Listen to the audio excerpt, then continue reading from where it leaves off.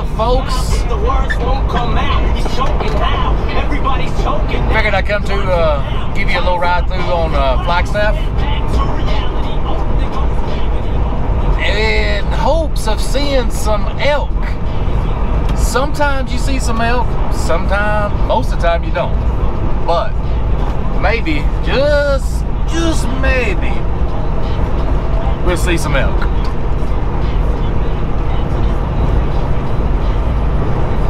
Whew, man, I just ate my supper. I got a 2 pork chop dinner, mixed vegetables, and some pepper jack macaroni and cheese. Oh man, I loved it. I loved it. It was good.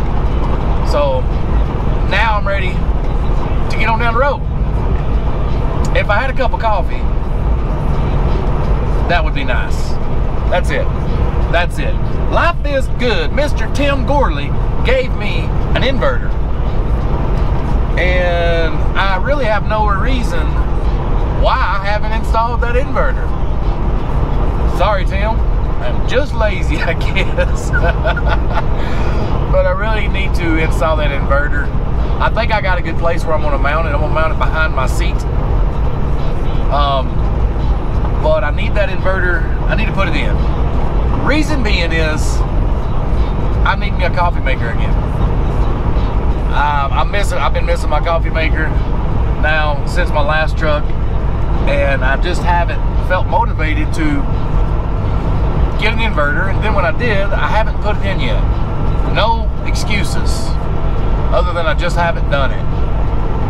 But yeah, I need to get that inverter, and I need to put it in. It's already in the truck, it just ain't installed. Oh man, so I'm gonna put it behind my seat. Keep your eyes open right here. This is normally where I've seen some elk, on the other side of the tracks here. I don't see any. And I hadn't been paying attention, so you guys might have seen one. But anyway, but I've got it in the truck. I'm gonna mount it behind the seat, and I really need to do that and just get back on making my own coffee. After having some of that Blue Bottle coffee or Bland Box, whatever name it is, I told Greg Murphy, I said, this ain't Folgers. That's some really good coffee. I mean, it's better than I've ever had, I believe. It was really, really good. So I'm gonna have to find out. I don't think I'm gonna buy their stuff. That stuff is expensive. But maybe contact Mr. Vasily, try his coffee out, and roast it going down the road. Vasily and Max, I gotta check out some Vibrant Beans. Give me a little sample of it. So I might need to reach out to him pretty soon, because I really need my coffee maker back in the truck. And yeah, I'll start brewing me some cold brew every day. I'm missing it. But I will say this. Sorry if I scream. I got excited. I just remembered. I've got a coconut flavored Red Bull. So we're gonna have a coconut flavored Red Bull in lieu of coffee. Y'all hear that? Y'all hear that? Wait for it. Oh yeah, there you go. There you go. Coconut Edition Red Bull. I promise you, that's the best run. It's not original, but just say besides original, the best Red Bull ever. Coconut Edition. Oh yeah. There's the Continental Divide, or Arizona Divide. 7,335 foot in elevation right there, right here. Ain't all downhill for now, fellas. All downhill. Well, mostly. There's a few climbs, but nothing big. Oh yeah, that Red Bull's good. It's good. It's cold. It's nice and cold. Oh man, it's nice and cold. Woo-wee. So back on the coffee, yeah, I need to get Vasily and Max to send me some of their Vibrant Beans or this. Hell with a sample, I just buy a bag. And I need to get my inverter installed, and I need to get me another coffee pot, because my wife's taking over my coffee pot at home, which I'm sure she'd give it back to me if in exchange of buying her a real nice fancy one that she wants. She wants one of the ones where she can, you know, get hit the little button or whatever and pull her out hot water, you know, for tea and stuff. So I could just take her Keurig machine. Yeah, Keurig maybe. I could just steal her Keurig. Don't butcher me if I'm saying it wrong. Anyway, I could take that. She does have one of those. I could put it in the truck and just make a coffee, you know, one a day or whatever as I need it. That would be pretty good. They got some pretty good coffees. Now that's a thought. That's a thought. And I can also make my own coffees with the Keurig. They got little kits for that. So if I get some vibrant beans or some other, you know, coffees, I can make my own little Keurig, this little cup of it. Just say that. I'm gonna stop saying the name. Anyways, yeah, I'm really missing my coffee. I'm the stuff you get at the truck stops, you know, it does the job, you know, it gets the point across, but it ain't as good. So, yeah, enough about coffee. We're gonna have to just make it happen. No excuses. No excuses. I've just been lazy. So we're gonna take care of that very soon in the near future. So here's the Red Bull Coconut Edition.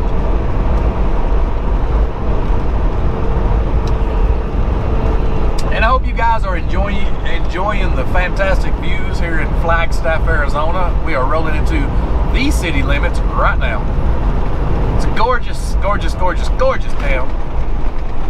I always loved Flagstaff. It's always been magical up here. I remember back in 2001 when I went on OTR, one of the my fondest memories was right here in Flagstaff. Besides that one, let's see, Minnesota was my first time I've ever seen real snow. You know, got up there and there was piles of snow the size of big trucks in parking lots, and I was like, what the hell? That's pretty cool. So Minneapolis, it stands out. Flagstaff stands out just because of its sheer beauty. At the Little American truck stop, went walking around. Behind the truck stop there a little ways, there's a little pond. I remember me and my trainer, we walked back there, just exploring a little bit, getting out of the truck, breaking up the boredom, the monotony of, being inside the truck. And I've always remembered that, it's always a certain feel. And there's a diner down the road from there we walked to, and it was they had a couple pool tables in there, and it's just a little diner. We went down there and ate. And I remember I got, I think, a patty melt. And oh my God, I fell in love with a Flagstaff girl. That waitress, she had jet black hair, almost to her butt, just as pretty as a picture, sweet as, oh my God. I wasn't around for 3 or 4 days. That girl put some voodoo on me. Told Ken, I said, man, my trainer was Ken. He was from Alabama. Told Ken, I said, that girl put some voodoo on me. I said, I can't get her out of my mind. She was gorgeous, man. She was gorgeous. Don't know what her face looked like. That was 18 years ago, so I can't remember. But I remember the fact, I don't remember much of what she looked like other than her long hair, but I can remember the feeling I had. And I told Ken, she put some voodoo on me. Now remember that. But yeah, besides that, Flagstaff, man, it's always great to come through Flagstaff. Especially in the winter time, you got the snow, you got the trees. I don't know. You'd think I was a Flagstaff, Arizona salesman come in. I'm just trying to let you know, I really like Flagstaff. It's gorgeous up here. And you can see the mountain views to my left, up close, snow-peaked mountaintops. Oh man, it's gorgeous. So that's a bucket list, as soon as the wife hits that big game, it's another place, along with San Francisco downtown. I will have a cabin right here around Flagstaff. Not right here per se, but probably north or south, 20 to 30 miles. out a little more remotely. But yeah, love me some Flagstaff.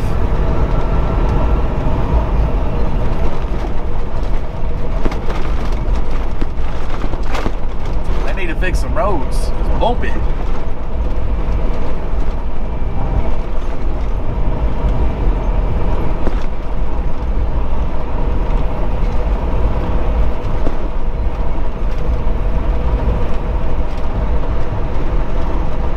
Have to drop a gear and get around that U-Haul. Because once we get to the other side over here, we're going to turn it up a notch. We're going to get to a cruising speed of probably about 75. And as of right now, that U-Haul is going about 64. So, yeah, we're going to have to go around. Oh, here's the pond. We just passed the little pond that I was talking about. And we're coming up to the exit for the Little America truck stop. Right here at Butler Avenue. Whoa, y'all need to watch it. What you doing now? Come on. Big truck don't stop so quick. Get out the way. Other side of that U-Haul to your right. There's Little America. That's a cool little store, man. That's a cool little store. I've always enjoyed it. Cool little truck stop. Good place to take a break. If you do happen to stop there, you're a little hungry, try the jalapeno burger. Oh yeah, it's pretty good. It's pretty good. But I had 2 pork chops, so I don't need no burger.